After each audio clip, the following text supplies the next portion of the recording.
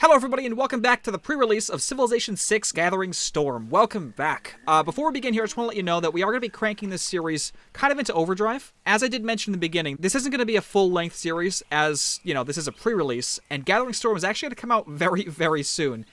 In fact, it's coming out on the 14th, which is only a couple days away. So, this isn't going to be a full series. I don't even know if we're going to finish it technically, but I'm going to crank this into overdrive. We're going to do 2 a day until the game comes out. And whatever happens at the end, that's that. Hopefully, considering we are on quick speed, I should be able to get through most of what I want to show you guys. We've already seen quite a lot of natural disasters, none that have really affected us in a negative way. We have had those floods, which has helped us out quite a bit with our food yields, and just the insane amount of fertility on these 2 rivers. But we've seen volcanoes erupt. Not necessarily the graphics of it, but we've seen on the map that they have erupted. We've seen tornadoes, we've seen hurricanes. So I hope I am actually showing you guys some of the natural disasters. I want to get into climate change and global temperatures and all that stuff, but I'm not entirely sure if we're going to get to in this series. Rest assured, there will be a full series after this that obviously we're going to play through the entire game. So I just want to let you guys know, just so you don't get too upset if we have to end this, kind of quickly. In the next, I don't know, 5, 6, 7 episodes. But regardless, I am going to stop talking so that we can actually play the game, and I can get through most of it with you guys. Also, one thing that people did point out is that my graphics seem to be different than other YouTubers. And the reason for that is, I think, a simple one. And sorry, I know I said I was going to stop talking, but this is kind of important. Just so you guys don't get the wrong idea. Time of day is something that can be changed. As you can see in the background, we are moving the sun, and the lighting and the shadows, it's all different as you go through the day. And if you do not have this button selected, it'll just stay in one spot, which is what most YouTubers play with. This bright day, sunny, shining, everything is seen very clearly and easily.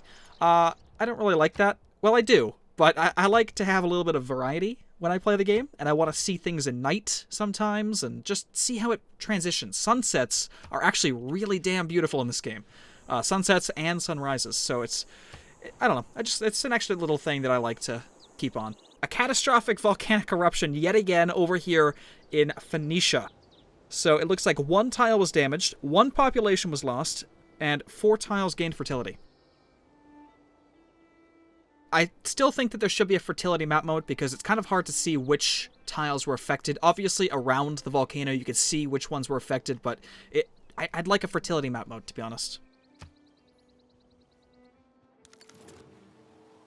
Unless there is one that I just don't know about. Okay, so Matthias, you're going to trade spices for... It's not worth it. Well, we do have 3 spices. Or 2. We are going to have 3 because of our new city in, I forget the name already. So, I guess we can do this. I don't need any of this.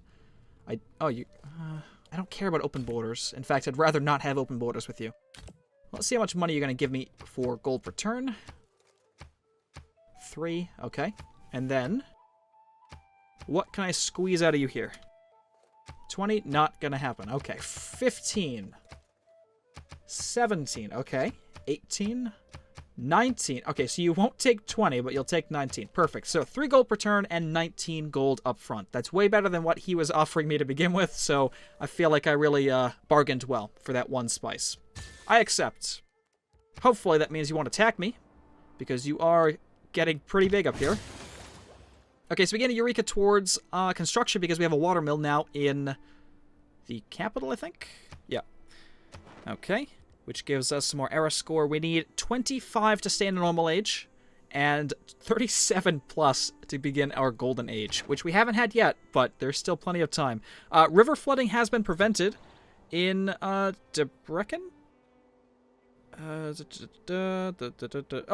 that's right. So the Great Bath, as some of you did point out in the comments, is a world wonder that actually helps you prevent flooding. Or at least helps prevent damage from flooding. So, as you can see, 9 tiles gained fertility, but no damage whatsoever. So that's actually a really good wonder, but I felt like we couldn't really go for it. Just, it wasn't in the cards for us, so We missed out on that opportunity, but it would have been nice over here. Absolutely. Okay, so we have a river flood. It looks like it's just a simple flood. It's like the most standard of the floods. Not too bad. No tiles gain fertility.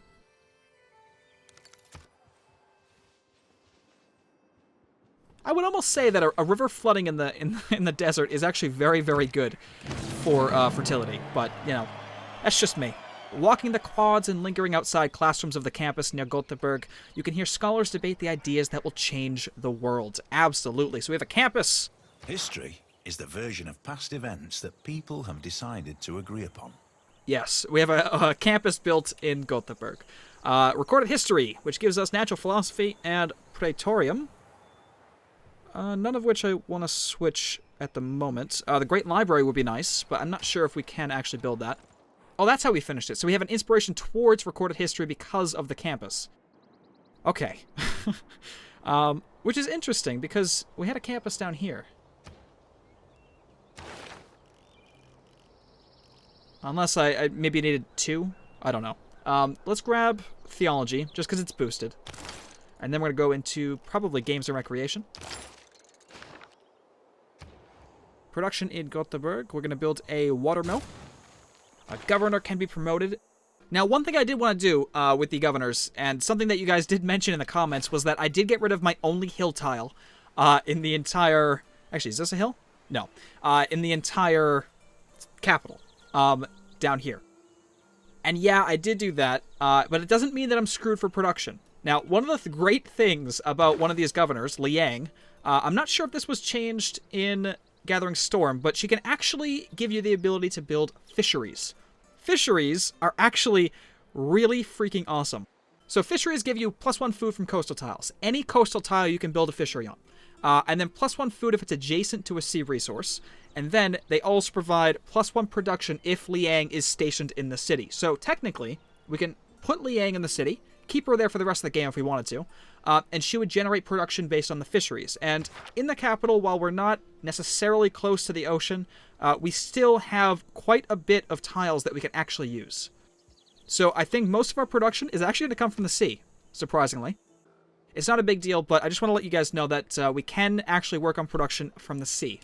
It's not going to be, like I said, as good, but it'll be... Where am I going? It'll suffice. So we will appoint Liang to Stockholm, which will kick Pingala out, and we'll move Pingala. Yeah, no, we're gonna keep Victor here. I'm gonna move Pingala over here. He's not gonna be that useful for a while, but it'll be all right. All right, turn that off. Record-setting flooding. So the Mackenzie River has flooded and devastated the area as never seen before, and only 1 tile gained fertility. I think I'm not sure if the 1,000-year floods are worse than this, but it's definitely interesting. It looks like he's building the pyramids over here, and he has some Nazca lines. That's awesome. It looks like Canada's not really going to be able to use their bonuses to Tundra. There's only, like, I don't know, I'd say maybe 10 total provinces up here that he can benefit from. It's not that great. Anyway. Okay, so we have Mansa Musa offering us money in exchange for diplomatic favors. I still don't know if I want to keep holding on to these. Money's good. Money's really good. 5 gold per turn for 30 favors. That's better than the spices. I don't care about open borders. Okay, yeah, okay, you seem happy about that. Let's get rid of the money for a second. I just want to see how much we can actually get. Okay, 6 gold per turn, and then... Yeah, calm down. I'm not done negotiating, Mansa. 6. 1. Okay, that's very interesting. So he'll take 6 gold per turn, and 1 gold for 30 favors. I think I'm okay with doing this. In fact, can I just squeeze out more money from you? Let's go 50 favors. Okay. 10 gold per turn now, and still 1 gold. So for 50 favors, you can actually increase your economy early game by quite a bit without having to send out any trade. That's quite impressive. All right. Thank you very much. So now we're making 22 gold per turn. And Pachacudi wants a deal too. I don't want open borders with you. If anybody's going to go to war with me, it's going to be you. And I don't want to give him any benefits to my empire.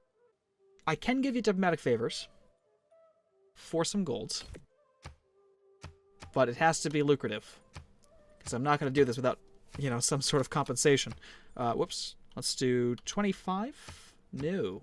Okay, so he wants 19 gold and 3 gold return for 14 favors. I accept. Now, if I can avoid war this entire series, that'd be great. Like I said, war really isn't the mechanic to focus on in this Volcano becomes active. Oh, that wasn't even active. Okay. افرحوا معي يا أصدقاء لأننا أحرار من كل رغبة ويمكن أن نكرس وقتنا لإرادة الله. Yeah, so he's happy that I have a religion and producing enough faith, all that good stuff. But no, if I can avoid war and focus on the, you know, the World Congress, that would actually be pretty nice because that is the focus of this expansion. The Lord made us all out of iron. Then he turns up the heat to forge some of us into steel. All right, so we have ironworking, which gives us the Jebel Barkal World Wonder, and Swordsman. Now, we do have iron up in here, which we do actually need to grab. I think it'll be okay if we just do that. We do, of course, need to work on some more builders. One thing that Liang actually does as well, if we promote her, she can actually help us... Actually, no, sorry. Her first active ability is actually to give all trained builders a +1 build charge, which is another good reason why you want to have Liang. Liang is actually pretty overpowered in terms of her bonuses, especially for nations that are more on the coast, because the fisheries can just be insane later on in the game. Rumor has it that Hungary has founded a new religion, Hinduism. Fantastic. Okay, Stockholm. Ooh, okay. We can actually go for one of these. World Wonders. So the Apadana would give us 2 envoys and 2 great work slots. The Great Library would give us science. Obviously, the Great Library is fantastic. The Oracle, 25% less faith. Districts provide 2 extra great person points for their type. That would actually be pretty damn nice. Must be built on hills. Oh, we have some hills up here. Look at that. I don't know.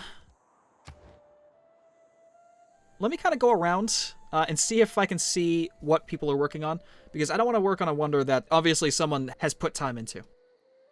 Okay, so from what I've seen, no one's actually working on any of the wonders that we are trying to go for. I did notice that Buenos Aires actually is, you know, it's starting to build Machu Picchu, which is perfect because that's obviously the Inca. So that's kind of fitting. But no, we can actually go ahead and work on, I think I want the Oracle. The Great Library would actually be really nice.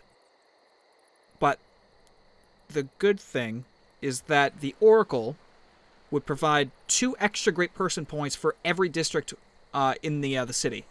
So the campus would actually give us an extra 2 great scientist points per turn, as opposed to the 1 from the Great Library.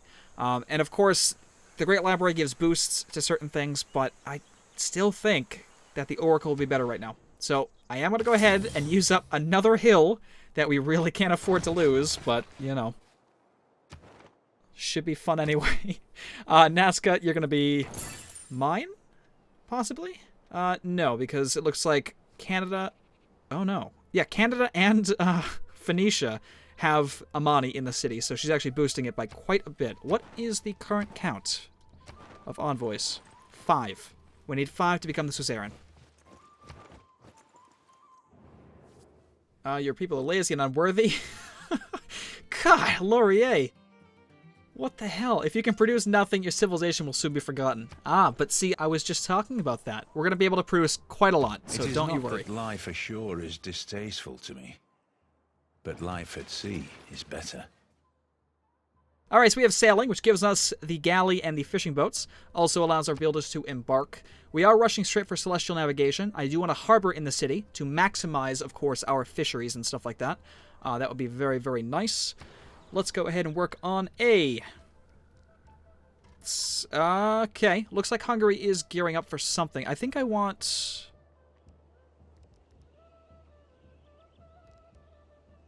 I definitely want a watermill, and then I think the encampment will be nice after that. So if we do a watermill, and then an encampment right over there. And we're going to need some walls eventually, so that'll be fine. What I will do is purchase... Oh, I can't.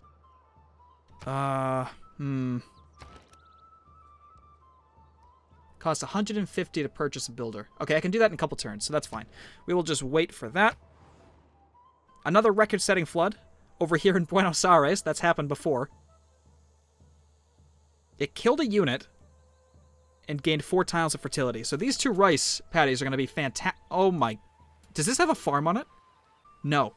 This tile, which has rice on it, is already 5 food, and that's without a farm. That's insane. Like, come on. Oh, wow. We can no more have exact religious thinking without theology than exact mensuration and astronomy without mathematics, or exact iron-making without chemistry. All right, so we discover theology, which gives us another policy, which we're not going to be working on. A temple, and the Mahabharata temple. I think... What was I going to do? Yeah, after the oracle, I think I want to work on a settler again, because I want to go up here. Secure as much iron as we can, and then our military will be much better off to defend anybody that tries to attack us. We'll send the envoy out to Nazca. Okay, you are established over here in Stockholm. Perfect. So now we have extra builder charges. So again, in 2 turns, I can actually purchase ourselves a builder over here. I think I'm going to send them directly on up to this city up here. Yeah, this one still doesn't have much to really work on. Okay, I was going to do something else, but I forgot. I guess we'll just set up a queue for the settler. And we're probably going to want a temple. Or granary or walls or something. Actually, a granary.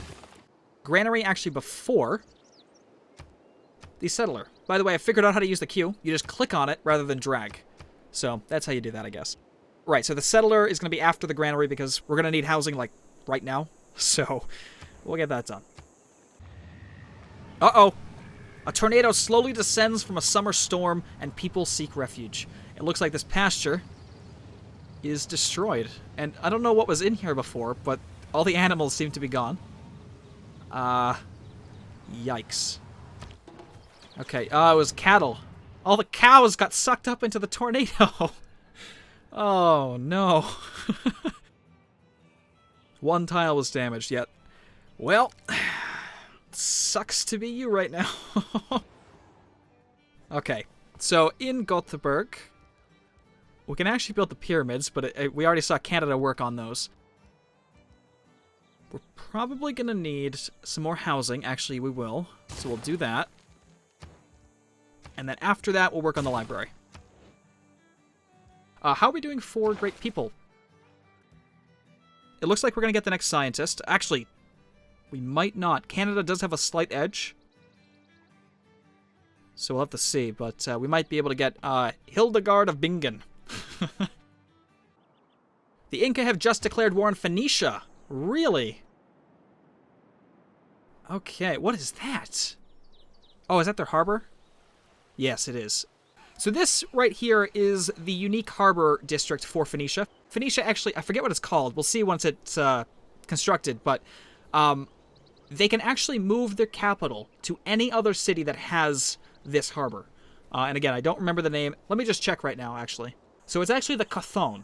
It's a unique harbor district that allows them to switch their capital to a city that has one, which is actually pretty interesting. Also, they're working on Machu Picchu. This could have been the reason why the Inca have gone to war. It certainly wouldn't be justified, but it's pretty cool. It looks like the tornado has actually moved up into Győr from over here. Okay, so it's just moving this way, which is good for me. It hurts Hungary while they sit on my border. Set your course by the stars, not by the lights of every passing ship. Alright, so we discovered celestial navigation, which gives us the lighthouse, the Great Lighthouse, and a harbor, which we absolutely want. Also, allows traders to embark, which is very, very nice. Although, there's not much really to do out there. Everything's probably inland. Okay, storm peters out. The tornado actually... What the hell? What is this? This tornado is moving so strangely. It went like that and then up there. I mean, I know tornadoes can turn on a dime and switch directions, but that just seems kind of strange. Alrighty. So we have a trade post completed with Göteborg, which is very, very nice. Because now we can go much, much farther. Where do we want to go, though? I don't think I want to trade with Hungary, just because they're the only ones that are threatening me right now. We could go up to Wanuku. That would give us 6 gold and 1 science. Although Cusco would give us 1 extra production on top of all that. I might want to do that, actually. And the good news is that we'll be passing through a landmark, which is the trading post, in Göteborg to get up there, so it'll be more money. I'm not sure if that's factored in, but we'll do this. Okay, so let's just jump into our trade route overview now. I thought...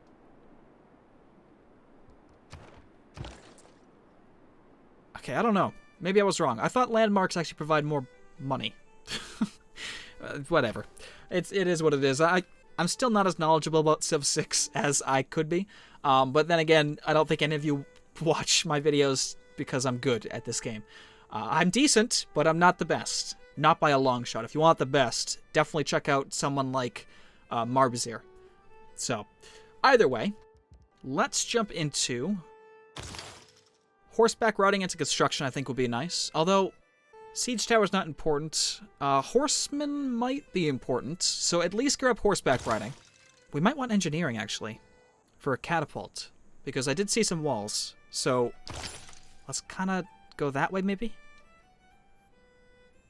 Allows all land units to embark. Ugh, I don't know. We'll stick with horseback riding and then we'll see after that. Oh no! Pimasságod okoz álháborúságot. És én boldogan viszem ellen egy győzelemre a fekete sereget. All right, well, we have a surprise war declared on us by Hungary. It's like I almost called that, and yet I still did nothing to prepare myself. Okay, well, we have no defenses. I would like to... No, this is awful. I don't... How much money are you going to give me? Actually, you know what? I actually need money. You'll give me all of that. Really. Okay, and 1 goal. Oh, come on. What else? You know what? I'm strapped for cash. Let's just do this. Thank you very much. Okay. We gained an inspiration towards defensive tactics, although that's one of the inspirations you really don't want, because you have to be declared on to get that. Right. I'm gonna take stock of what's going on. I'm gonna form a game plan on how to tackle this, and I will see you guys in the next episode. So thank you all for watching, and definitely stay tuned for more.